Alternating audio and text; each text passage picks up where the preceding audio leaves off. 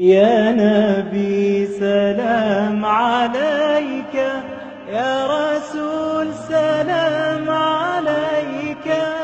فرمایا کہ موسیٰ علیہ السلام اور خضر علیہ السلام کا واقعہ قرآن مجید فرقان حمید میں موجود ہے، اور کیا ہے؟ فرمایا وَأَمَّا الْجِدَارُ فَكَانَ لِغُلَامَيْنِ يَتِيمَيْنِ فِي الْمَدِينَةِ، اور رہی وہ دیوار، وہ دو یتیم بچوں کی تھی شہر میں۔ ایک دیوار تھی جس کے نیچے سونا اور چاندی دفن تھا۔ حضرت خضر علیہ السلام اور حضرت موسیٰ علیہ السلام وہاں سے گزرے، انہیں کھانے کی حاجت تھی، بھوک تھی، قوم نے ان کی ضیافت نہیں کی، ان کی مہمان نوازی نہیں کی۔ اب انہوں نے دیکھا کہ دیوار گر رہی ہے۔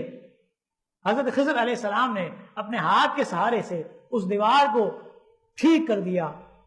موسیٰ علیہ السلام اللہ کے نبی تھے، انہوں نے کہا کہ آپ نے ان سے کھانا مانگا، آپ کو بھوک کی شدت تھی، ان لوگوں نے آپ کی ضیافت نہیں کی، آپ ان سے اجرت مانگ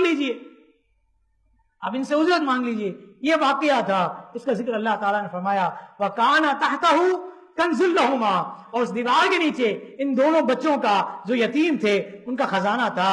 وَكَانَ أَبُوهُمَا صَالِحًا، اور ان کا باپ صالح تھا، نیک تھا۔ مفسرین کرام فرماتے ہیں یہ باپ جو تھا وہ 8ویں یا 10ویں پشت میں تھا، 8ویں یا 10ویں پشت میں باپ تھا جس کا نام کاشے تھا۔ پھر فرمایا فَأَرَادَ رَبُّكَ أَن يَبْلُغَا أَشُدَّهُمَا وَيَسْتَخْرِجَا كَنزَهُمَا، تو تیرے رب نے چاہا کہ یہ دونوں بچے اپنی جوانی کو پہنچے اور پھر اپنا خزانہ، اپنا مال نکال لیں۔ کیوں؟ رحمتم من ربک، تیرے رب کی رحمت ہے، تیرے رب کی رحمت ہے۔ وما فعلته عن امری، اور حضرت خضر فرماتے ہیں یہ کام میں نے اپنی مرضی سے نہیں کیا، یہ میرا اپنا حکم نہیں تھا، اللہ رب العالمین کا حکم تھا۔